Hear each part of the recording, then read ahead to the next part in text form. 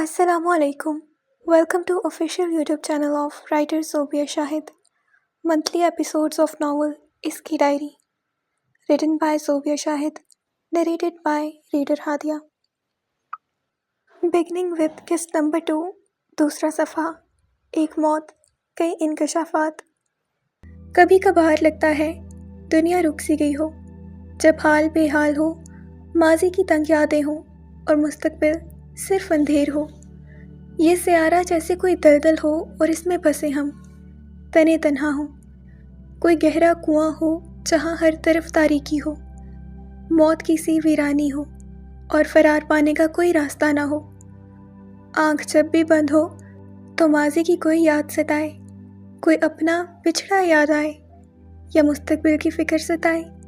कुछ लम्हों की रंगीनी आए मगर फिर से खुद को इस गहरे कुएं में कैद पाएं, जब दीदे मुस्तकिल भारी रहें और आंखें टिप टिप आंसू बहाएं. ऐसे में हम कहाँ जाएं. हमारी हाउस इस रोज़ मलाल में डूबा हुआ था.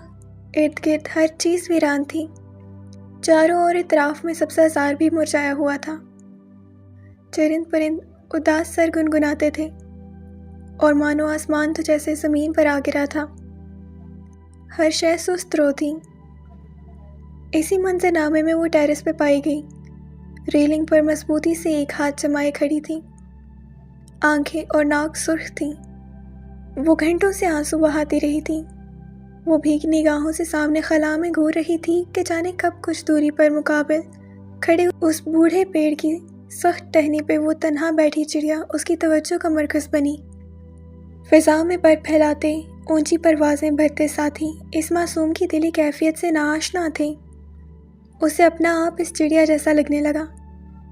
एकदम ही वो एक ताकतवर बशर से ये हथेली जितना परिंदा बन गई, नातवा और कमज़ोर. उसके इतराफ़ की पूरी दुनिया मुतहर्रिक थी. बस एक उसी का वक्त थम चुका था. ये भारी दिन ढलता नहीं था. वो बेबस थी. हाँ, ये बेबसी ही तो थी. कुदरत के आगे तो इंसान भी बेबस ही होता है. उसकी सोचों का तसलसल टूटा. वो फिर से रेलिंग से सहारा किए खड़ी ऐनी बन गई. उसकी बसारत मज़ीद धुंधलाने लगी तो उसने रेलिंग पर से हाथ गिराया और इस जामनी रंग की शय को दोनों हाथों में मजबूती से थाम लिया. वो उसे नहीं छोड़ सकती थी जो उसे छोड़ गया था. मखमल की मुलायम जिल्द में वो इसका लम्स महसूस करने लगी. उसने बेइख्तियार उसकी डायरी को सीने से लगाया और एक बार फिर फूट फूट कर रो दी. एक बार को तुम मुझसे इंसानों पर एतबार करने को कहो, मैं कर जाऊंगा, मगर इस जालिम दुनिया पर नहीं, अब नहीं. ये सिर्फ धोखा है, संगीन धोखा, रंगीनी से ढका हुआ स्याह धोखा. आखिरकार इस तवील दिन का इख्तिताम हुआ तो रात की तारीखी बुहारी हाउस के मकीनों को मज़ीद दिल गिरफ्तार करने लगी. लोगों की एक तादाद होने के बावजूद भी घर का अंदरूनी और बैरूनी हिस्सा खामोशी से बिलबिला रहा था. लाउंज का फर्नीचर एक तरफ को घर के दरमियान में सफ़ेद चांदनियाँ बिछाई गई थी, जहाँ एक कोने में दीवार से पुष्ट टिकाए नाहिद बेगम दबी दबी सिसकियाँ भर रही थीं. उनके हाथ में बारीक मोतियों की तस्बीह थी और रंजीदा सूरत पर खुश्क आंसू अपने निशान छोड़ गए थे. वो सर झुकाए बैठी थीं या बस मेहमानों से मुसाफिहा के लिए हाथ बढ़ाती थीं. ताज़ियत के लिए आए हुए मेहमान अब एक एक करके अपने घर को लौट रहे थे. उनका हल्का अहबाब इतना वसी था कि दोपहर के वक्त तक तो घर में कदम रखने तक की जगह न थी. दूर दराज से रिश्तेदार और अजीज़ो अकारब पुरसे की रस्म अदा करने आ रहे थे. आज सयान के लिए बुखारी हाउस का हित्ता मेहमानों से भरा हुआ था. मानो वो आज की महफिल का मेहमान ख़ुसूसी था. काश कि वो ये भीड़ देखता तो इस चाहे गुज़र में अपनी वक़्त का अंदाज़ा कर सकता, मगर इस जालिम जहाँ के बासी जीने वालों के लिए कहाँ वक्त निकालते हैं. एनी ने सुस्त रवि से कारपोर्च का फासला अबूर करते लाउंज में कदम रखा. उसकी मुतलाशी निगाहें दाऊद साहब की खोज में थीं. लाउंज में इक्का दुक्का लोग मौजूद थे जो सिपारों का वर्द कर रहे थे. उसने नाहिद बेगम की सवालिया निगाहें खुद पर महसूस पाईं تو لبوں کو حرکت دے کر زیر لب ان کے متعلق پوچھا۔ انہوں نے تسبیح والے ہاتھ کو ذرا بلند کرتے اوپری جانب اشارہ کیا تو وہ سر کو خم دیتی زینوں کی طرف بڑھ گئی۔ کسی ہاپ کسی کیفیت میں وہ قدم بڑھا رہی تھی اور اسی شرح میں وہ داؤد صاحب کے کمرے میں بنا دستک دیے اندر داخل ہو گئی۔ دروازہ کھلنے کی آواز پر وہ ایک دم چونک کر پلٹے۔ فون پہ وہ کسی سے بحث میں الجھے تھے۔ جھٹ سے ہاتھ نیچے گرا دیا۔ کیا ہوا اینی بیٹا؟ انہوں نے سوال کیا۔ بابا آپ سے ڈی ایس پی سر ملنے آئے ہیں۔ اس نے چہرے کے گرد لپٹی نماز کی چادر کو درست کرتے انہیں اطلاع دی۔ داؤد صاحب کے چہرے پہ سایہ لہرایا۔ کوئی اور موقع ہوتا تو ان کے لہجے میں عیاں بوکھلاہٹ کو بھانپ لیتی، مگر وہ خود ہی اپنے حواسوں میں نہ تھی۔ مختار آیا ہے؟ وہ مصنوعی انداز اپنائے اجنبی سے بولے، پھر ماتھے پہ نمودار ہوتے پانی کے ننھے قطروں کو شانوں کے گرد پھیلی شال کے ایک کونے سے خشک کیا۔ اینی نے سر کو جنبش دی تو وہ شال درست کرتے قدم بڑھانے لگے۔ اینی نے بھی اپنے پیچھے کمرے کا دروازہ قفل کیا اور باپ کے تعاقب میں چل دی۔ سیڑھیوں کی طرف بڑھتے ہوئے فخر کے کمرے کے باہر باسی پھولوں کی مہک اس کے نتنوں سے ٹکرائی تھی، جو کل شام سے اپنے نئے مکین کی راہ دیکھتے اب مرجھانے لگے تھے۔ فخر خود آج صبح سے کہاں غائب تھا؟ وہ کس کرب میں مبتلا ہوگا؟ اینی کے سوجے پپوٹوں کے گرد ایک بار پھر گزری ہوئی رات کے مناظر گردش کرنے لگے۔ اس کی پلکیں دوبارہ بھیگ گئیں۔ اکثر ہمارے لبوں سے آزاد ہوئے بے پرواہ کلمات بھی بلندیوں کو چیرتے ساتویں آسمان پر پہنچ کر قبولیت کا شرف حاصل کر جاتے ہیں۔ دل کی گہرائیوں میں جنم لیتے ہوئے وہ فکرے شاید خود بھی اس بات سے ناآشنا ہوتے ہیں۔ ہمیں گمان بھی نہ ہوتا اور قدرت وہ کام کر گزرتی ہے۔ وہ زیان کے کمرے میں بیٹھ پر ایک کونے میں تو زانو بیٹھی اسی گہری سوچ میں غلطاں تھی۔ بے اختیار اس کے ذہن میں وہ شام کھٹکھٹائی جب زیان نے یہ ڈائری اپنے جیتے جی اس کے ہاتھ نہ لگنے کا چیلنج دیا تھا، اور اس بار بھی اینی کو شکست دے گیا تھا۔ مگر آج اسے اپنے بھائی سے کوئی شکایت نہ تھی۔ مرنے والوں سے بھی کوئی گلہ رکھتا ہے بھلا؟ اس نے نرمی سے مخملی جلد پر ہاتھ پھیرا جو اب تک اپنے کھلنے کی منتظر تھی۔ آج زیان کی وفات کو 5واں روز تھا اور بالآخر وہ خود میں ہمت اکٹھا کر پائی تھی۔ چند لمحے اس برجسپاں سنہری حرف کو تکتے رہنے کے بعد اس نے آہستگی سے ڈائری کے جلد کو پہلے صفحے سے جدا کیا۔ زردی مائل سفید ورق کھلتا چلا گیا جس کے کورے پن کو رنگ برنگی لفظوں نے پر کیا ہوا تھا۔ زیان داؤد بخاری 2000۔ لال سیاہی سے لکھے گئے ان موٹے ہندسوں پر اس نے نرمی سے ہاتھ پھیرا، پھر نیچے درج پیدائشی سال کے ہمراہ یوں سوالیہ نشان بنا دیکھ کر اس کا دل عجیب اضطراب کا شکار ہوا۔ وہ نہیں جانتا تھا کہ اس کی مختصر سی حیات وقت کے کس پل آ ٹھہرے گی۔ تب کوئی نہیں جانتا تھا مگر اب وہ سب کو بتا گیا تھا۔ اس نے بے چینی کے عالم میں فوراً ہی صفحہ پلٹ دیا۔ اگلے صفحے کے اوپر خالی جگہ پر تاریخ درج تھی۔ زیر لب دہرائی، سال 2018، پھری 1 تاریخ۔ آج اینی کو بخاری ہاؤس سے رخصت ہوئے پورا 1 مہینہ بیت چکا تھا۔ رات کے اس پہر گھر والے خواب غفلت میں ڈوبے پرسکون نیند سو رہے تھے، جب دوسری منزل پر موجود درمیان والا کمرہ نیم روشنی میں خوابناک منظر پیش کر رہا تھا۔ کھڑکی کے قریب ہی موجود رائٹنگ ٹیبل پہ وہ جھکا تھا۔ ٹیبل پہ ایک طرف اسٹیشنری کا سامان پھیلا تھا، اسی میں سے چن کر نکالی گئی ایک خوبصورت سیاہ رنگ کی قلم اس کی گرفت میں تھی۔ درمیان میں ایک جامنی رنگ کی مخملی جلد والی ڈائری تھی جسے وہ پچھلے ماہ اینی کی شادی میں ملے تحفوں کے ڈھیر سے چھپا کر نکال لایا تھا، اور اب اس پر چڑھے کور نے اس کی صورت ہی بدل ڈالی تھی۔ وہ جانتا تھا اینی اپنی چیزوں کے معاملے میں بہت پکی تھی، مگر اب اسے یقین تھا کہ سالوں بعد بھی وہ اسے دیکھے گی تو پہچان نہیں پائے گی۔ وہ مسکراہٹ دبائے لکھ رہا تھا،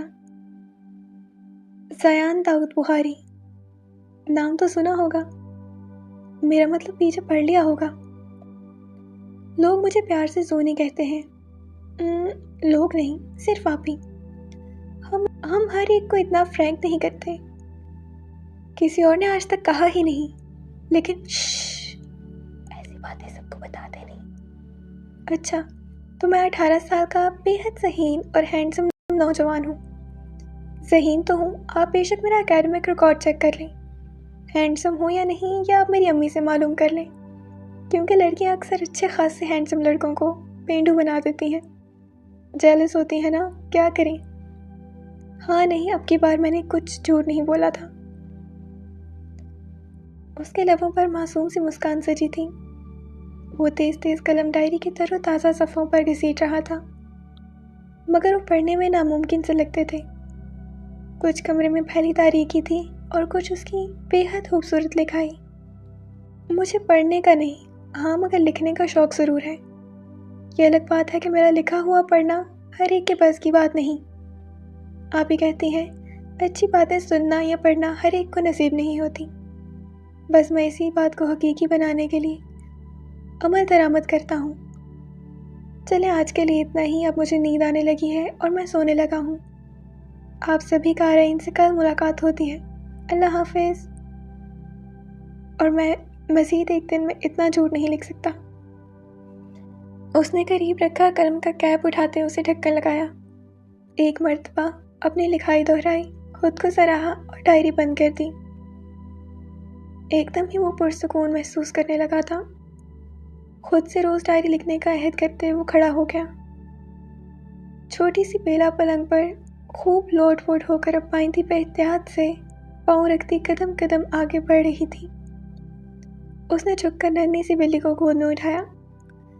فتن فضا میں تیرتا سال 2018 کا بلبلا پھوٹ پڑا اور وقت پھر سے حال میں آ کر تھم گیا. اینی کے حلق میں آنسوں کا گولا بننے لگا تھا. یوں لگا کہ آج عرصے بعد پرانا وہ حشاش بشاش سونی اس سے پھر سے گویا ہوا ہو. مگر اب وہ دکھتا نہیں تھا، بولتا نہیں تھا، بس محسوس ہونے لگا تھا.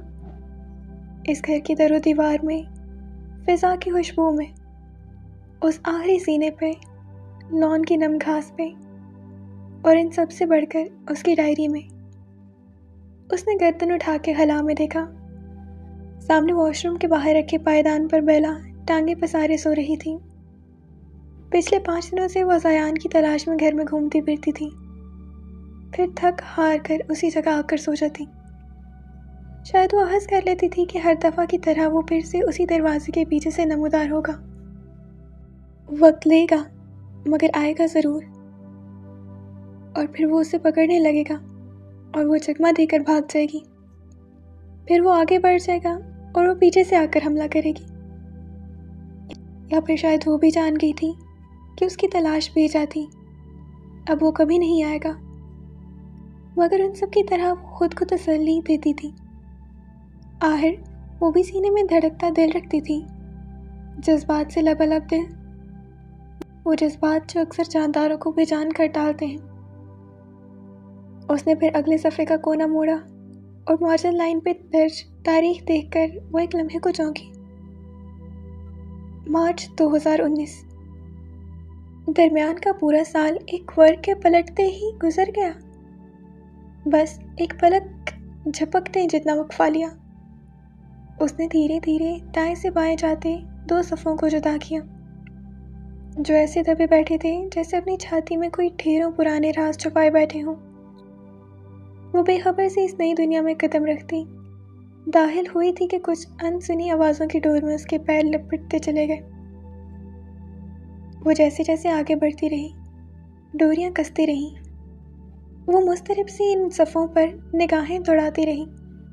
لمحے پھسلتے رہے، دوپہر شام میں تبدیل ہو گئی، مگر وہ وہیں بیٹھی پھٹی پھٹی نگاہوں سے ورق گردانی کرتی ان ڈوروں میں الجھتی رہی، یہاں تک کہ اس کے قدم چھلنی ہونے لگے.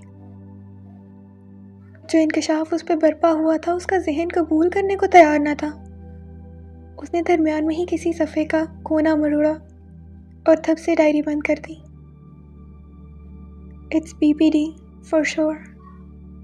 اس کا ذہن مکمل طور پر مفلوج ہو چکا تھا. پرتعیش انداز میں سجے لاؤنج روم کے درمیان میں قائل صوفوں پہ وہ دونوں آمنے سامنے براجمان تھے. आसमानी रंग के 3 पीस सूट में मलबूस नाहिद बेगम के चेहरे पे तजस्सुस भरी बेचैनी ज़ाहिर थी। उनके मुकाबल बैठा आलियान मोबाइल स्क्रीन पर तेज़ी से उंगलियां चलाता। अब मंजर आम पर वो वीडियो क्लिप ला चुका था जिसे देखने के लिए वो मुंतज़िर सी बैठी उंगलियां मरोड़ रही थीं। आलियान ने स्क्रीन पर चलती CCTV फुटेज उनके सामने की, जो डॉक्टर्स के तवस्सुत से करीबी वाक़या हस्पताल के अमले से हासिल कर पाया था। दाऊद साहब और फ़खर बावजूद उन तीनों के पुरज़ोर इसरार के बाद भी पुलिस को इस मामले में मुलव्वस करने को राज़ी न थे। मतलूबा वीडियो खुल जाने पर आलियान ने स्क्रीन पर चलता मंजर उनके सामने किया। फुटेज के एक कोने पर किसी रेंगते कीड़े की मान नजर आते तारीख, घंटे, मिनट, सेकंड सब दर्ज थे। वो घड़ियां जो नाहिद बेगम के जहन के पर्दों पर पहले ही हमेशा के लिए मंसूब हो चुकी थी। उनकी निगाहें सड़क पर मरकूज थीं, जहां सिर्फ तेजी से गुजरती गाड़ियां नजर आती थीं। इसी लम्हे वो सफ़ेद रंग की चमकती टोयोटा करोला ट्रैफिक के दरमियान चंद से आगे बढ़ती हुई दिखाई दी। वो यकटक उसे देख रही थी। काश के ड्राइव करते शख्स की एक झलक देखने को मिल जाती, एक आखिरी झलक। उनकी पलकें भीगने लगीं। आलिया ने अब स्क्रीन टैप करते दूसरे ज़ाविये से मंजर दिखाते कैमरे की फुटेज उनके सामने की। साथ ही वो उंगलियों से इशारा करता उन्हें तफसील दे रहा था, मगर नाहिद बेगम सुन कानों के साथ बैठी बस गाड़ी पे निगाहें गाड़ी हुई थीं। आन की गाड़ी ने मुकाबल सिमत में आती गाड़ियों की तरफ मोड़ मोड़ा था, और ये उसी पल हुआ था कि एक तेज़ रफ्तार ट्रॉलर डगमग डगमग चलता इसकी जानिब बढ़ने लगा। अगले ही लम्हे चिर की ज़ोरदार आवाज़ उभरी। भारी ट्रॉलर सामने से आती सफ़ेद रंग गाड़ी में जा घुसा था। गाड़ी गुलाटियाँ खाती फुटपाथ से जा लगी। चलती ट्रैफिक एकदम ही रुक गई। लोग दौड़ते हुए गाड़ी की जानिब बढ़ने लगे थे।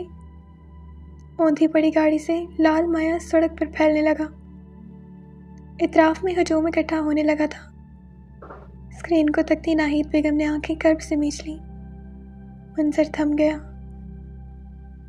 आलिया ने तहम्मुल से मोबाइल अपनी जानिब की स्क्रीन ऑफ की तो नाहिद बेगम दोनों हाथों में चेहरा दिए फूट फूट कर रोने लगी। आलिया ने घबरा कर इन्हें रोकना चाहा। घर के सब अफराद कमरों के पीछे बंद थे। खुद दाऊद साहब भी किसी मीटिंग में जाने को तैयार हो रहे थे। चंद लम्हों बाद वो ज़रा संभली तो वो रसान से खोया हुआ। आई एम सॉरी आंटी, मेरा मकसद आपको ये दर्दनाक मंजर दिखाकर रुलाने का नहीं था। मैं समझ सकता हूँ कि आपके दिल पर क्या बीत रही होगी, मगर यकीन जाने ज़यान मुझे भी उतना ही प्यारा था जितना आप सभी को। उसने एक लम्हे का तवक्कुफ दिया। नाहिद बेगम सर झुकाए गोद में धरे हाथों को देखती सिसक रही थी। वो फिक्र अंग्रेजी में बोलता था जो कि उनके सर के ऊपर से गुजर जाते। बहुत मर्तबा अंकल से फ़खर से बात करने की कोशिश कर चुका हूँ, मगर दोनों इस बात पर ध्यान ही नहीं देते। वो अब तमहीद बांध रहा था। नाहिद बेगम ने सर उठाकर मुकाबल बैठे शख्स को एक नज़र देखा। शफाफ गुलाबी रंगत, भूरी आंखें और माथे पे बिखरे घने बाल। वो अंग्रेज़ी लबो लहजे में मुहातिब होने वाला शख्स इस घर वालों के लिए दिल में कितनी इज्जत और अपनायत रखता था। पहले शादी के इंतज़ामात और अब पिछले 5 दिनों से घर में बर्पा क़यामत पर बहुत ही रग़बतदारी से उसने सब कुछ संभाले रखा था। वो एक बार फिर स्क्रीन पर दूसरी फुटेज को सामने लाए, कुछ बताने लगा तो अब की बार नाहिद बेगम के कान खड़े थे। वो गौर से देखने लगी। ये देखें ज़यान की गाड़ी। मोड़ मुड़ती गाड़ी की जानिब उसने अंगश्त शहादत से इशारा किया। वो ट्रोलर भी बर्क रफ्तारी से सामने आने लगा। उसने जल्दी क्लिप को वक्फा दिया, फिर रिवाइंड किया और अब जूम इन करके ट्रोलर की जानिब इशारा करने लगा। और अब ये देखें, ज़यान की गाड़ी ने जब तक टर्न नहीं मोड़ा, ये बिग व्हीकल यहाँ सिर्फ खड़ा हुआ था। उसने वीडियो प्ले की। ज़यान की गाड़ी ने फिर से मोड़ मोड़ा। ट्रोलर भी तेज़ी से आगे बढ़ने लगा। अब कि उसने 2 मिनट वीडियो मज़ीद पीछे की। ये देखें, یہ 2 منٹ پہلے کی کلپ ہے اور یہ وہیکل پچھلے 10 منٹ سے یہاں اسٹاپڈ کھڑا تھا۔ وہ بول رہا تھا۔ ناہید بیگم نے الفاظوں سے زیادہ اشاروں کو سمجھا تھا، اور جب ان پر حقیقت کھلی تو آلیان نے دیکھا ان کا رنگ نچڑ چکا تھا۔ انہوں نے لرزتے ہاتھوں سے بے اختیار ماتھا چھوا، جیسے اسپیشلی زیان کی گاڑی کا ویٹ کیا جا رہا ہو۔ ان کا ذرا ذرا کانپنے لگا۔ آلیان جو کہہ رہا تھا وہ سی سی ٹی وی فوٹیج میں صاف ظاہر تھا۔ اوہ خدایا، ایسا کیوں آلیان؟ کوئی زیان کو کیوں مارنا چاہے گا؟ ان کی آنکھیں بے یقینی سے پھیلی تھی۔ کیا دشمنی تھی میرے معصوم بچے کی کسی سے؟ ان کی آواز میں واضح طور پر کانپ رہی تھی اور بے رنگ چہرے پر سوچ کی گہری پرچھائیاں تھیں۔ I don't know آنٹی، مگر میں اتنا یقین سے کہہ سکتا ہوں کہ یہ محض حادثہ نہیں ہو سکتا، یہ سیدھا پولیس کیس ہے۔ انہوں نے دوپٹے کے کونے سے ماتھے پر ابھرتے ننھے قطرے صاف کیے۔ تبھی داؤد صاحب اجلت میں سینے پھلانگتے نیچے آنے لگے۔ دونوں ان کی جانب متوجہ ہوئے۔ قیمتی 3 پیس میں ملبوس آج وہ پچھلے چند دنوں کے مقابلے تر و تازہ لگتے تھے۔ حسب معمول وہ خان بابا کو آواز دیے کار پورچ کی طرف بڑھنے لگے کہ بیگم کے تاثرات دیکھ کر ٹھٹک گئے۔ کیا ہوا، آپ ٹھیک ہیں؟ وہ اپنی بھاری آواز میں پریشانی سے کہتے ان کی جانب آ کر قریبی صوفے پر ٹک گئے۔ ناہید بیگم نے چند سیکنڈز میں پوری روایت سنا دی۔ آلیان نے موبائل ان کے آگے کیا۔ وہ ماتھے پہ تھیوریاں لیے اسکرین پر چلتے منظر کو دیکھنے لگے۔ انکل آئی تھنک ہمیں تفتیش کروانی چاہیے، اب تو ہمارے پاس یہ سالڈ پروف بھی ہے۔ چند سیکنڈز بعد انہوں نے موبائل اس کی جانب بڑھایا تو اصلی انداز میں گویا ہوا۔ کوئی فائدہ نہیں ہے آلیان۔ ان کا انداز دو ٹوک تھا، جیسے وہ بار بار اس کے اس موضوع کو سامنے لانے پر اکتا چکے ہوں۔ یہ قانونی طور پر ویلڈ نہیں ہے۔ آپ زیان کی سپیڈ چیک کریں۔ دوسرا، وہ 1 وے روٹ پر گاڑی چلا رہا تھا۔ اگر یہ ٹرولر سامنے نہ بھی آتا تو اتنی سپیڈ رکھنے پر کسی بھی دوسری گاڑی سے ٹکرا سکتا تھا۔ غلطی یہاں زیان کی ہے، اور جہاں تک بات ٹرک ڈرائیور کی ہے، وہ آلریڈی پولیس کی حراست میں ہے۔ میں ان جھمیلوں میں پڑھ کر بیجا اپنا وقت ضائع نہیں کروا سکتا۔ بہتر ہوگا اس بات کو یہیں ختم کر دیا جائے۔ وہ کھڑے ہونے لگے۔ پر انکل، اس کلپ میں صاف نظر آ رہا ہے کہ یہ ٹرولر پچھلے 10 منٹ سے سڑک پر کھڑا تھا۔ کیوں زیان کی گاڑی سامنے آنے پر ہی وہ آگے بڑھا؟ میرا خیال ہے تفتیش کروانے سے کوئی نہ کوئی بات ضرور سامنے آئے گی۔ اس نے ناہید بیگم کی طرف سوالیہ نگاہیں اچھالی تو انہوں نے بھی دھیرے سے سر کو خم دیے تاکید کی۔ وہ سڑک زیان کے باپ کی نہیں ہے آلیان، کہ یہاں کوئی اپنی مرضی سے کھڑا نہیں رہ سکتا۔ وہ دانت پیستے ہوئے بولے تھے جیسے اندر اٹھتا ابال ضبط کر رہے ہوں۔ ناہید بیگم ان کے سخت رویے کی وجہ سمجھ نہ سکی، مگر آلیان کی سمجھ میں آنے لگا تھا۔ اس کو اپنے شک و شبہات درست ہوتے نظر آ رہے تھے۔ داؤد صاحب سخت تیور لیے باہر جانے کو پلٹ گئے۔ ناہید بیگم نے ایک شرمندہ نظر آلیان پر ڈالی۔ وہ داؤد صاحب کی پیٹھ کو دیکھ رہا تھا جو بھی ابھی برآمدی کی سیڑھیاں اتر کر غائب ہوئے تھے۔ اس کا ذہن سائیں سائیں کر کسی گزرے لمحے کی جا گھسا تھا۔ یہ بچنا نہیں چاہیے مختار، خدا کا واسطہ ہے، میں تنگ آ چکا ہوں اس سے۔ داؤد صاحب کے فکرے اس کی سماعت میں گونجتے پردوں کو پھاڑ رہے تھے۔ مال کا فوڈ کورٹ لوگوں کے ہجوم سے کھچا کھچ بھرا تھا۔ کئی فوڈ آؤٹ لیٹس پر لمبی لمبی قطاریں تھیں۔ پس منظر میں آوازوں کا شور اس قدر تھا کہ ہر ایک اونچی آواز میں ہم کلام تھا، یا پھر یہ اونچی آوازیں ہی شور پیدا کرنے کا سبب تھیں۔ ان آوازوں کے برعکس فضا مدھم سی موسیقی کے سر گنگناتی لوگوں کو خوش آہنگ بھی کرتی تھی۔ اسی اثناء میں وہ دونوں سرخ رنگ کی چوکور میز پر آمنے سامنے بیٹھی پائی گئیں۔ میز کے درمیان میں ٹرے تھی جس میں برگر تھے، 2 خالی ڈبے اور کیچپس کے کچھ خالی ساشے پڑے تھے، جبکہ ایک میں سے لال ساس پچکاری کی مان باہر آتی ٹرے کی ایک طرف پھیلی تھی، اور دونوں باری باری برگر کو اس میں ٹپ کرتی لک میں بھر رہی تھی۔ ثنا کی بھی کال آئی تھی، مجھے بہت افسوس کر رہی تھی تمہارے دیور کا سن کر، پوچھ رہی تھی کہ کیسی رہی ہمنا کی شادی۔ پھر میں نے بتایا کہ این شادی والے دن ہی ایسا حادثہ ہو گیا۔ مریم نے نوالا چباتے ہوئے گفتگو کا سلسلہ جاری رکھا۔ ہمنا نے کھوئے کھوئے انداز میں بس سر کو ہم دیا۔ کیا بات ہے ہمنا، پریشان لگ رہی ہو؟ اس نے کیچپ میں برگر ڈپ کرتے ہوئے استفسار کیا۔ اب کی بار ہمنا کا تلسم ٹوٹا۔ اس نے جواب دینے سے قبل تسلی سے برگر کا آخری لقمہ اتارا، ریپر کو مروڑ کر خالی ڈبے میں ٹھونسا، پھر ہاتھ چھاڑتے گویا ہوئی، یار میں فیصلہ نہیں کر پا رہی ہوں۔ کیسا فیصلہ؟ مریم نے ناسمجھی سے ابرو چکائے۔ اب کی بار وہ برگر کا آخری بچانے والا ٹرے میں رکھ کر ہمنا کی جانب پوری طرح متوجہ ہوئی۔ اس کی نگاہیں سیدھ میں قائل ریسٹورانٹ کی پیلی بتیوں پہ جمی تھیں۔ وہ دونوں ہاتھوں کے پوروں کو باہم پھنسائے کسی اندیکھے نقطے کی تلاش میں تھی۔ دفعتاً ان پیلی روشنیوں کو تکتی اس کی آنکھیں چندھیانے لگیں۔ وہ ہال کی اس گہما گہمی سے نکل کر پاسی میں بیتے چند روز قبل کی شام میں جا پہنچی، جہاں پس منظر مال کے فوڈ کورٹ سے بھی زیادہ پرہجوم تھا۔ اطراف پہ اتنی ہی پرزور گفتگو اور کہکہوں کی آواز گونج رہا تھا۔ وہ دونوں اسٹیج پہ بیٹھے مسکراتے ہوئے فوٹوگرافر سے تصویریں کھنچواتے تھے۔ آج کا فنکشن لڑکی والوں کی طرف سے تھا اور حسین صاحب نے اپنے اپارٹمنٹ کے گراؤنڈ میں ہی مہندی کا پروگرام منعقد کیا تھا۔ رات کا دوسرا پہر شروع ہو چکا تھا اور مہندی کا فنکشن اب تک جاری تھا۔ ڈنر کے بعد دور دراز کے رشتہ دار تو گھر کو روانہ ہو چکے تھے، مگر ہمنا کی خالہ، مومانی اور پھوپھیاں اس وقت بھی ہلہ گلا کرنے اور رقص کرنے کے لیے پرجوش تھیں۔ مسز سائمہ نے فخر اور اس کے گھر والوں کو بھی اب تک روک رکھا تھا اور انہوں نے خوش دلی سے ان کی یہ پیشکش قبول کی تھی۔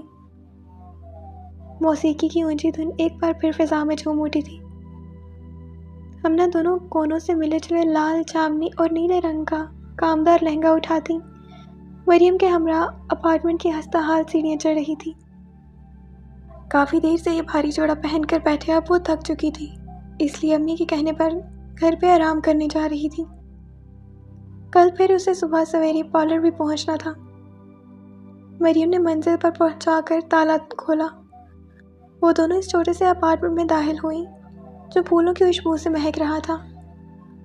چاروں دیواروں پر فاصلے سے گیندے کی لڑیاں اور فیری لائٹس لگی تھیں۔ وہ ان پر ایک نگاہ ڈالتی دائیں جانب اپنے کمرے میں داخل ہو گئی۔ وہ 2 روز بعد یہاں سے رخصت ہو جانے والی تھی، مگر فی الحال اس میں جذباتی ہونے کی بھی ہمت نہ تھی۔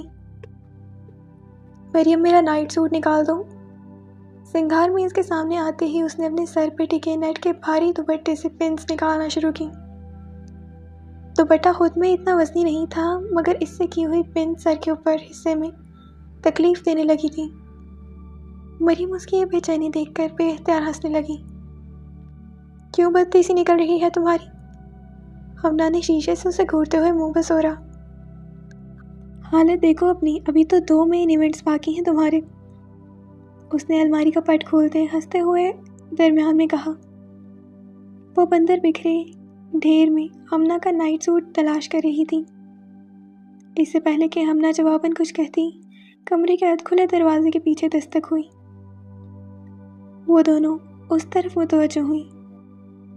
شیشے سے اس نے دروازے کی اوٹ میں زیان کو کھڑا پایا تو ماتھے سے ٹیکا الگ کرتے ہاتھوں کو نیچے گرا دیا اور دروازے کی طرف بڑھی۔ سوری بھابھی، آپ کو ڈسٹرب کیا، مجھے واش روم یوز کرنا ہے۔ اس نے کنکھیوں سے پیچھے کھڑی مریم کو دیکھا تھا، پھر ہمنا کے ہونٹ پر استفسارانہ تاثرات پا کر کہہ ڈالا۔ ہمنا نے ذرا اونچا ہو کر پہلے اس کے عقب میں نظر آتے امی کے کمرے کے بند دروازے کی اور جھانکا۔ دروازہ لاک تھا، اندر اس کے جہیز کا سامان رکھا ہوا تھا۔ شور؟ پھر وہ لبوں پر مصنوعی مسکراہٹ سے جائے ذرا کھسک گئی۔ زیان واش روم کے اندر گیا تو وہ کمر پر ہاتھ رکھے تیوری چڑھائے مریم کی طرف گھومی۔ مریم نے بے اختیار دانتوں تلے زبان دبائی۔ وہ پھر سے گھر کا دروازہ کھلا چھوڑ کر آ گئی تھی۔ ہمنا تاسو سے نفی میں سر ہلاتے ایک بار پھر ٹیکے کو چھیڑتے شیشے کے سامنے آ کھڑی ہوئی۔ اس نے لہنگے کا بیش قیمت دوپٹہ لاپرواہی سے بیڈ پر پھینکا ہوا تھا، جو پائنتی سے جھولتا نیچے لچک رہا تھا۔ آہ! وہ ٹیکے سے جڑی پن کو جدا کرتی کراہی درمیان میں کہیں اٹک گئی تھی۔ مریم پلیز ہیلپ! وہ بالوں کی ایک لٹ کو پکڑتے ہوئے مریم کے پاس آئی۔ پہلے تم یہ پکاچو جیسی شکل بنانا بند کرو۔ اس نے الماری میں سے مختلف رنگ کا ٹی شرٹ اور ٹراؤزر نکالتے ہوئے بیڈ پہ پھینکا، جو ایسے چڑے مڑے تھے کہ مانو کوئی کاغذ ہو۔ اوف بکو مت، جلدی کرو! وہ جھنجھلائی ہوئی تھی۔ الماری کے پٹ کو قفل کرتی مریم اس کی جانب آئی ہی تھی کہ قریب رکھا اس کا موبائل سوں سوں کی آواز سے بجنے لگا۔ اس نے جھک کر فون اٹھایا اور ہمنا کے لٹوں کے جھنڈ میں پھنسی پن کا کونا دونوں ہاتھوں سے ٹٹولنے لگی۔ فون اس نے کان پہ لگا کر گردن کو ترچھا کیے دائیں شانے سے سہارا دیا ہوا تھا۔ کیا؟ اونچا بولے، پیچھے شور بہت ہے۔ گانوں کے شور میں وہ احمد کی آواز بمشکل سن پا رہی تھی۔ اس نے ہمنا کے سر سے ہاتھ نیچے کیے موبائل کو تھاما۔ اچھا میں آ رہی ہوں۔ ہمنا بیزاری سے اسے تک رہی تھی۔ ایک تو پہلے ہی سر میں اٹھتی ٹیسیں اور پھر یہ بالوں میں لٹکا ہوا ٹیکا، وہ رو دینے کو تھی۔ ہمنا یہ پکڑو، عمل رو رہی ہے، ہمیں بس 2 منٹ میں اسے لے کر آئی۔ اس نے اپنا فون ہمنا کی ہتھیلی میں تھمائے اور بڑھاتے ہوئے اطلاع دی۔ وہ بنا رکے تیز قدموں سے تاحلی دروازے کی جانب بڑھ گئی۔ یار یہ تو نکالتی جاؤ! اس نے قدرے بے بسی سے آواز لگاتے مریم کی پشت کو گھورا، جو دروازے سے نکل کر دائیں جانب غائب ہو گئی تھی۔ آ کر نکالتی ہوں، گیٹ پر کھڑے کھڑے وہ عجلت میں کہتی راہداری کی طرف بڑھ گئی۔ ہمنا اکتائے ہوئے تاثرات کے ساتھ ایک بار پھر ڈریسنگ کے سامنے آ کھڑی ہوئی۔ وہ شدید سبزے ماتھے پہ جھولتے ٹیکے کو گھور رہی تھی۔ اس کا بس نہیں چل رہا تھا کہ وہ اسے کھینچ کر اتار دے۔ بال ٹوٹتے ہیں تو ٹوٹے۔ کنڈی کھلنے کی آواز نے کمرے کی خاموش خلا میں خلل پیدا کیا۔ وہ ایک لمحے کو ٹھٹکی۔ واش روم کا دروازہ کھول کر سیان باہر نکلا تھا۔ وہ ساکت کھڑی تھی۔ کسی نے اس کی پتلیوں کے آگے چٹکی بجائی تو ماضی میں اٹھتا دھواں غبار ایک جھٹکے میں چھٹا اور وہ پلک جھپکتے ہی خال میں واپس آئی تھی۔ اس نے ایک گہری سانس کھینچ کر باہر خارج کی۔ کچھ نہیں۔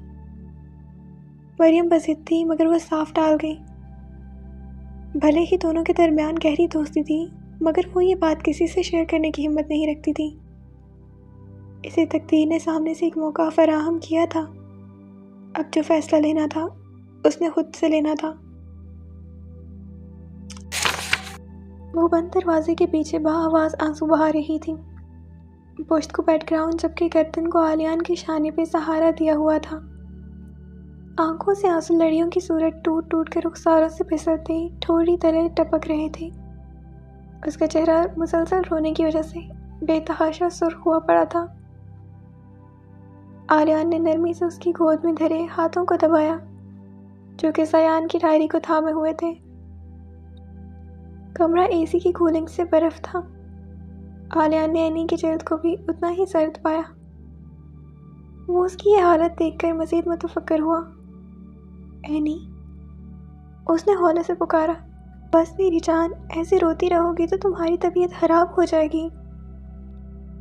اس نے اصلی نرم انداز میں کہتے اپنا بازو اینی کے شانوں کے گرد پھیلایا اور اسے پیار سے تھپتھپانے لگا۔ وہ اینی کے اندر مچی ہلچل کے سبب سے ناواقف تھا۔ آلیان، I feel like everything has finished۔ مجھے لگتا ہے سب ختم ہو گیا ہے۔ وہ آنسوؤں کے بہتے ریلے کے درمیان سر ہلاتے ہوئے بولی۔ تمہیں پتہ ہے وہ گھر میں سب سے زیادہ مجھ سے اٹیچڈ رہا تھا، ہمیشہ سے۔ وہ ٹھہر ٹھہر کر کہتی ہچکولے کھاتی۔ وہ ٹھہر ٹھہر کر کہتی ہچکولے کھاتی تھی۔ آلیان خاموش رہا۔ آخرکار اس نے لبوں پہ لگا تالا توڑا تھا۔ وہ اسے دل ہلکا کرنے دینا چاہتا تھا۔ اب اپنی چھوٹی سے چھوٹی بات بھی مجھ سے شیئر کرتا تھا، صرف مجھ سے۔ وہ کھوئے کھوئے لہجے میں بول رہی تھی۔ اس سے میری ضرورت تھی آلیان، اور میں نہیں تھی۔ اینی نے کرب سے آنکھیں بھیج لیں۔ وہ ایک ہاتھ کی ہتھیلی کو بے دردی سے رخساروں پر رگڑا۔ آلیان، وہ ایک جھٹکے سے اس کا بازو چڑھاتی اس کے مقابل اٹھ بیٹھی تھی۔ ہاتھ البتہ اب بھی اس کی گرفت میں تھے۔ یہ توانائی اسے دھیرے دھیرے حرارت بخش رہی تھی۔ اس کا معاف دماغ جاگ اٹھا تھا۔ آنکھوں میں ننھی لکیریں اب بھی خون آلود تھیں، مگر نمکین پانی فی الحال کے لیے خشک تھا۔ وہ اس کی آنکھوں میں جھانک رہا تھا۔ تمہیں یاد ہے میری وہ پیشنٹ کیتھرین؟ کیتھی وائٹ؟ وہ ذہن پر زور دیتے ہوئے بولا۔ ہاں وہی، اس نے سر اس بات میں ہلایا۔ اسے کیسے بھول سکتا ہوں میں، پیاری سی ٹین ایج لڑکی، بہت افسوس ہے مجھے اس کے لیے۔ وہ جیسے اسے یاد کرتے ہوئے کہنے لگا، پھر تاثر سے سر جھٹکا۔ مگر اس کا یہاں کیا ذکر؟ اس نے ناسمجھی سے استفسار کیا۔ وہ ذہنی اضطراب کا شکار تھی آلیان، بارڈر لائن پرسنالٹی ڈس آرڈر، BPD۔ یہ ڈس آرڈر ٹین ایجرز میں عموماً پایا جاتا ہے، اکثریت میں وقت کے ساتھ ٹھیک ہو جاتا ہے۔ اس نے ایک لمحے کا توقف دیا، مگر کچھ کیسز میں وقت پر علاج درکار ہوتا ہے۔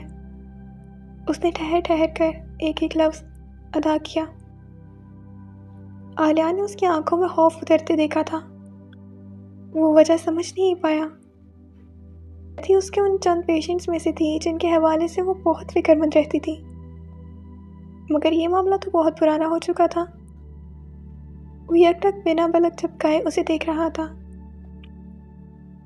جیسے کہ کیتھی۔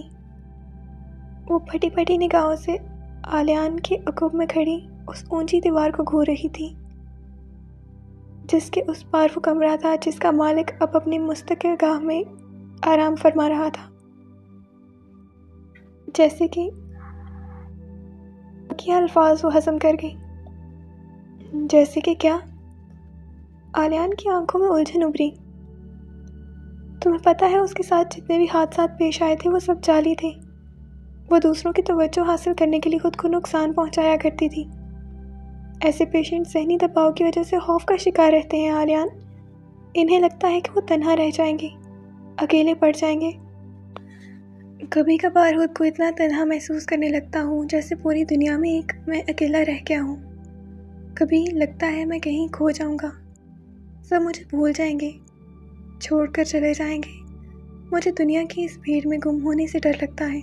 استاد، دور کہیں سے کوئی شناسہ آواز اس کی سماعت سے ٹکرائی تھی۔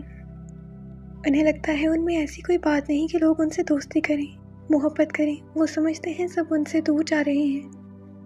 ایسا محسوس ہونے لگا ہے کہ جب سے وہ ایک شخص میری زندگی سے دور گیا ہے، آہستہ آہستہ سب کچھ ہتھیلی سے ریت کی مانند پھسلنے لگا ہے۔ وہ خالی پن محسوس کرنے لگتے ہیں۔ زندگی اتنی بنجر، اتنی ویران ہو گئی ہے، احساس کمتری کا شکار رہتے ہیں۔ یہ میرے بس کی بات نہیں، مجھ سے کچھ نہیں ہوتا۔ بابا ٹھیک کہتے ہیں، زیان ان کا فخر کبھی نہیں ہو سکتا، مگر کبھی اس قدر پر اعتماد ہو جاتے ہیں کہ خود سے بہتر کسی کو سمجھتے ہی نہیں۔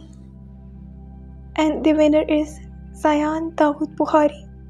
مجھ سے بھی بہتر بھلا اس دنیا میں کوئی دوسرا آرٹسٹ ہو سکتا ہے کیا؟ موڈ سوئنگز کا یہ سلسلہ ان کے دماغوں کو اس قدر بیمار کر دیتا ہے کہ خود سے لڑتے لڑتے بے بسی کی شدت اختیار کر لیتے ہیں۔ انہیں بس پھر نجات کا ایک ہی راستہ نظر آتا ہے۔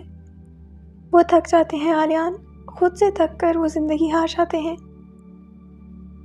وہ کافی دیر سے بے ربط فکریں ادا کیے جا رہی تھی۔ بلاخر آلیان نے اسے ٹوکا تو اس کا فضول ٹوٹا۔ وہ تھکی تھکی پھر سے اس کے شانے پر آ ٹکی۔ آج انکل نے میرے ساتھ بہت روڈ بیہیو کیا۔ وہ غصے سے اس کا شانہ تھپکتا شام والا واقعہ محض موضوع بدلنے کی غرض سے دہرا رہا تھا۔ کیوں؟ مگر وہ حیران بھی نہ ہو سکی۔ میں نے ان سے کیس فائل کروانے کے لیے کہا تھا۔ ریکارڈنگ بھی دکھائی جس میں ڈرائیور کی مشکوک حرکت واضح دکھائی دیتی ہے۔ پھر وہ غیر ارادی طور پر پوچھ بیٹھی۔ ان کا کہنا ہے کہ کیس والیٹ نہیں ہے، غلطی زیان کی تھی، وہ رونگ روٹ پہ تھا، اس کی سپیڈ زیادہ تھی اور یہ کہ ان کے پاس ان سب میں پڑھنے کے لیے فالتو وقت نہیں ہے۔ اس نے تعصب سے سر جھٹکا۔ وہ ٹھیک کہہ رہے ہیں آلیان۔ اس نے آنکھیں موند لی۔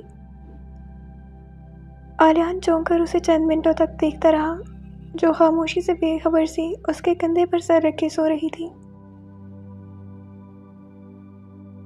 پیاری اینی، یہ انکشاف تم پر بہت بھاری پڑے گا، وہ سرگوشی کے انداز میں بولا تھا۔ کیا فائدہ ہوا میرا سائیکالوجی کی دنیا میں اتنا نام کمانے کا؟ اس گھر میں ہی ایک شخص کو میری سب سے زیادہ ضرورت تھی، اور میں انجان رہی آلیان، میں انجان رہی۔ وہ من ہی من سوچتے ہلکان ہو رہی تھی۔ اس کی گود میں دھری ڈائری کے وسط میں چشمہ سنہرا زی گہرے جامنی رنگ کے برعکس کمرے کی نیم دراز روشنی میں ان دونوں کو تک رہا تھا۔ آج شہر میں صبح سویرے سے سیاہ بادلوں نے افق کو گھیر رکھا تھا۔ دن بھر سرمئی پن رہنے کے باعث اب شام ڈھلنے لگی تو فضا میں ہنکی کا تناسب بڑھ گیا۔ شہر کے دور دراز علاقے میں واقع بخاری ہاؤس پر بھی بارش سے پہلے والا موسم اترا ہوا تھا۔ پرندے درختوں کی ٹہنیوں پر ہوا سے لہکتے پتوں کے وسط میں میںہ برسنے کی راہ تکتے بیٹھے تھے۔ دھیمی دھیمی چہچہاہٹ چاروں اور بلند ہوتی تھی۔ ماحول بے حد تاثیر کن تھا۔ وہ بیک یارڈ میں آہری دو سینے پر بے نیازی بیٹھی پائی گئی۔ خاکی اور سبز رنگ کی گھٹنوں سے کافی اوپر تک آتی کرتی اور نیلی جینس میں ملبوس تھی۔ کو اس نے ہتھیلی پر ٹکایا ہوا تھا۔ بال رف سے جوڑے میں بندھے تھے جن میں نکلتی دو چار لیٹیں چہرے کے اطراف میں جھول رہی تھیں، جس پر زمانے بھر کی مایوسی رقم تھی۔ وہ خود بھی کسی گہری سوچ میں مخو تھی۔ دل اس بات کو ماننے سے انکاری تھا کہ گزرے 7-8 سالوں میں سائیکالوجی کی کتابوں نے اسے پڑھا رکھا تھا۔ اگر یہ علامات سچ تھیں تو شاید وہ یہ نہیں تسلیم کر پا رہی تھی کہ اس کا ذہنی بیماری سے شکست کھا گیا تھا۔ وہ کمزور تو کبھی نہ تھا، مگر وہ یوں ایک ذہنی مرض میں مبتلا شخص کو اس کے کسی بھی عمل کا ذمہ دار نہیں ٹھہرا سکتی تھی۔ اگر اس کا خود پر اتنا ہی اختیار ہوتا تو وہ ان سانسوں جتنی قیمتی نعمت کو گوا دینے کے بجائے اس مسئلے کو زیر عمل لاتا جس نے اسے ایک نقطے پر لا کھڑا کیا تھا۔ انسان کا ذہنی توازن کس قدر اہم ہے، اس بات کا ایک بار پھر اسے بڑی شدت سے احساس ہوا تھا، مگر اب کی بار صرف یہ احساس کر لینا ہی اسے دلاسا دینے کو کافی نہیں تھا۔ دل میں ایک کرب تھا، کوئی قلق تھا، کوئی حلق میں گولے کی مانند پھنسا ہوا تھا۔ ان سب کے باوجود ایک مبہم سی امید اس کے دل میں تھی، کاش یہ انکشاف غلط ثابت ہو جائے۔ اسی امید کے سہارے وہ آج 2 روز بعد پھر اس ڈائری کو اٹھا لائی تھی۔ اس نے سر جھکا کر گود میں دھری گہری جامنی رنگ کی ڈائری کو دیکھا۔ اسی لمحے آسمان پر بادل گھر گھر کرتے گرجے تھے۔ بارش کسی بھی لمحے شروع ہو جانی تھی۔ اس جگہ بیٹھ کر پڑھنے کا ارادہ اس نے ترک کر دیا۔ وہ اب گھٹنوں کے گرد ہاتھوں کا ہالہ بنائے ڈائری کو ڈھک چکی تھی۔ وقفے وقفے سے بادل مسلسل گرج رہے تھے۔ وہ خاموشی سے دائیں بائیں خلا میں گھور رہی تھی۔ لان کے اس پار گھاس پر چلتا امانت اللہ اس کی جانب بڑھ رہا تھا۔ اس کے ہاتھ میں چھوٹی سی ٹرے تھی جس پہ چائے کا ایک عدد کپ رکھا تھا۔ بیلا بھی ساتھ ہی اس کے قدموں میں دم ہلاتی چلتی آ رہی تھی۔ آج کل وہ زیادہ تر اس کے آس پاس ہی نظر آتی تھی۔ امانت کی رفتار اب بھی کچرے کی مانند سست تھی۔ بیلا چند قدم پیچھے ہونے کے باوجود بھی بار بار اس کے قدموں سے آ ملتی، پھر خود بھی سست رفتاری سے چلنے لگتی۔ اینی غائب دماغی سے آنکھوں کے آگے چلتی ٹرٹل واک اور کیٹ واک دیکھ رہی تھی۔ حسب عادت امانت کا یہ انداز دیکھتے اندر ہلچل بھی مچی تھی۔ وہ اس سے چند قدم کے فاصلے پر تھا مگر وہ اٹھی نہیں، اور یہ او चिल्लाके की जोरदार आवाज़ आई। चाय और कप किच्ची किच्ची हुए घास पर चूर हो गए थे। वो ट्रे थामे बौखलाहट के मारे उसकी शक्ल देखने लगा, फिर झुककर कांच के टुकड़े समेटने लगा। बेला दम दबाकर चंद कदम पीछे भागी थी, मगर वो तसल्ली से वहीं बैठती उसे देखती रही। अमानत भूरे रंग की छोटी ट्रे पर मग के बड़े बड़े टुकड़े बारी बारी रखने लगा। बाजी पता नहीं कैसे गिरा, वो सहम कर माजरत करने लगा। बेला एहतियात से जल्दी करीब आई। अब घास पर उसकी कार्रवाई सूंघने लगी थी। एनी इस्तज़ाया मुस्कुराई। जानते हो अमानती क्यों हुआ? वो ट्रे थामता खड़ा हुआ, डरते डरते गर्दन दाएं से बाएं हिलाई। होता ये है कि जब हम किसी के बारे में कोई ख्याल ज़हन में बिठा लेते हैं तो वो ख्याल हकीकत बनकर हमारे सामने आ जाता है। दिमाग की अपनी तहरीर करदा स्क्रिप्ट रियल लाइफ की कलरफुल पिक्चर बन जाती है। वो ठहरी। गलती तुम्हारी नहीं, मेरे दिमाग की है। वो ना समझी से अबरूज का सुन रहा था। उसका मुंह खुल गया। उसकी गलती बाजी ने अपने सर ले ली थी, इसीलिए चेहरा एकदम खुशी से खिल गया।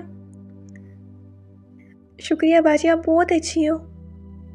वो बेझिझक कहता खुशी से फूले ना समाता वापस पलट गया। वो मुस्कुराते हुए उसकी पुश्त को दूर जाते देखने लगी। बेला हनूस घास पे धमाका हेज मवाद तलाश कर रही थी। आसमान पे मुकम्मल स्याही छा गई। बारिश तड़ तड़ बरसने लगी। वो घंटों तक इस सीने पर बैठी भीगती रही थी। आसमान पर रात की स्याही फैली थी। बारिश के टिप टिप कतरे खिड़की के शीशे से टकराते हुए लकीरों की मान फिसलते थे। उसका कमरा तारीकी में डूबा था। महज एक नाइट बल्ब जलती थी, जिसकी सब्ज रोशनी में उसका चेहरा नीम वाज़ेह था। वो तकिए से जरा आगे को होकर अकड़ू बैठी थी। चेहरा बाईं जानिब को मोड़कर घुटनों पर रखा हुआ था और वो पैरों को धीरे धीरे हिलाती जैसे झूला झूल रही थी। आंखें शदीद बेजारी, थकान और उलझन के मिले जुले तासुरात में गिरफ्तार थीं। आज खिलाफ दस्तूर कमरे में कोई फैलावा भी न था। माहौल में अंदर बरपा शोर के बरक्स सुकूत छाया हुआ था। उसके आगे बेमोहरी की पूरी फिल्म चल चुकी थी, फिर भी उसे फैसला लेने में दुश्वारी थी। माशरे के तकाज़ों पर पूरा उतरने लगो तो यही हाल होता है। इंसान अपना आप खो बैठता है। उसे भी दोनों में से किसी एक को चुनना था। आगे उसके बाप की इज्जत का जनाजा दिखाई देता था और पीछे वो गुजरा हुआ मंजर जिसने उसे आज इस नहज पर ला खड़ा किया था। बारिश अब भी तर तर बरस रही थी। ये मौसम उसे हमेशा मसरूर कर दिया करता था, मगर खुशी जैसे उस रोज़ के बाद से उससे रूठ बैठी थी। वो घुटनों को आज़ाद करती ठंडे फर्श पर पाँव रखती बेदिली से नीचे उतरी और कदम कदम चलती खिड़की के सामने जा खड़ी हुई। हाथ बढ़ाकर उसने दोनों पट धकेले। ठंडी हवा का झोंका अंदर आया। वो देर तक खड़ी वहाँ आसमान से बरसते शफाफ पानी को देखती रही। फिर एक ठंडी आह भरी। अक्सर रिश्ते इस कदर नाजुक होते हैं कि वो महज एक दीवार के सहारे टेक लगाए खड़े होते हैं। कोई नादीदा हवा का झोंका आया और वो दीवार ढह जाती है। यही होता है जब दो मोहब्बत करने वालों के दरमियान कोई बेज़रूरत दखल अंदाजी करते। वो मोहब्बत फिर किसी एक के लिए रोक ज़रूर बनती है। सीने पर हाथ बांधे अब बहुत तसल्ली से बरसती रात को देख रही थी। उनके दरमियान भी कोई एक कुर्बानी दे चुका था, अब वो नहीं देगी। उस रात मींह की गिरती बूंदों को गवाह बनाते उसने खुद से एक वादा किया था और उसी वादे को निभाते वो अपनी ज़िंदगी का अहम फैसला ले चुकी थी।